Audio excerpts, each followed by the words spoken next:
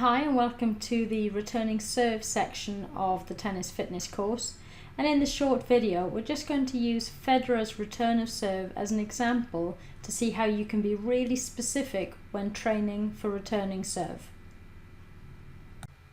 So we're going to play the video again for you to have a look and see what you can see in Federer's return of serve, but have a think as well, how do you train for your return of serve?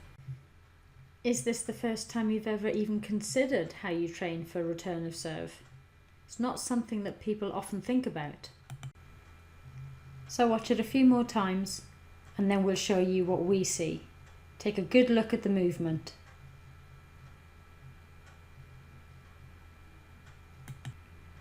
Okay, so this is what we see, and this is how professionals prepare. We see the deep squat, the squat jump, the lateral lunge with rotation, a single leg bound, a single leg squat, hopping with rotation, lateral hopping, and shuffling. We're going to break it down for you to show you how we can see all these different movements. Before we look at these in more detail, we need to be really clear on one thing. Simply playing tennis won't prepare you for the demands of tennis. Players have to train in a way that stresses their body more than actually playing tennis does, so that their body has to adapt to improve. It's called the overload principle. You can see its definition here.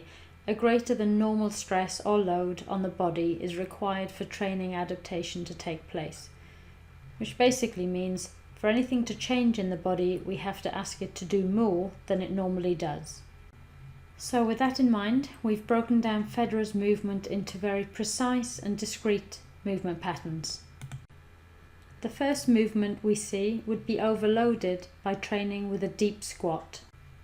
This is a great exercise for stabilizing the knee, hip and ankle joints and strengthening the leg and hip muscles. The second movement we see would be overloaded with a squat jump. The squat jump improves the speed at which the player can move after landing. The next movement we can see is the lateral lunge. This improves the speed and distance of the first step to and from the ball. And then we have the point where Federer takes his racket back. This movement pattern is the lateral lunge with rotation. This improves the speed and rotational control of the take back. The next movement Federer performs is the front crossover. We can overload this with a single leg bound. This improves the distance covered and the player's ability to stop quickly on landing. The next phase of the movement is where Federer lands on one foot.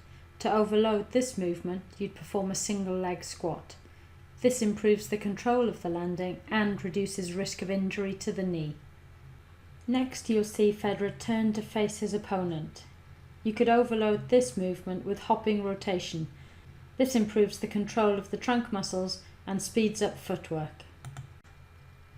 And finally, you'll see him perform an adjustment step, which could be improved by lateral hopping, and a side step recovery, which would be improved by shuffling.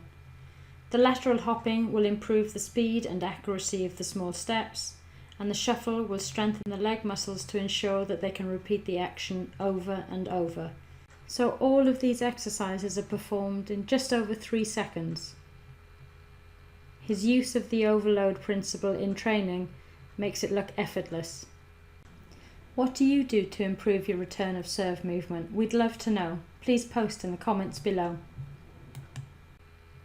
I hope you've liked this video, and if you think others might like it too, please share.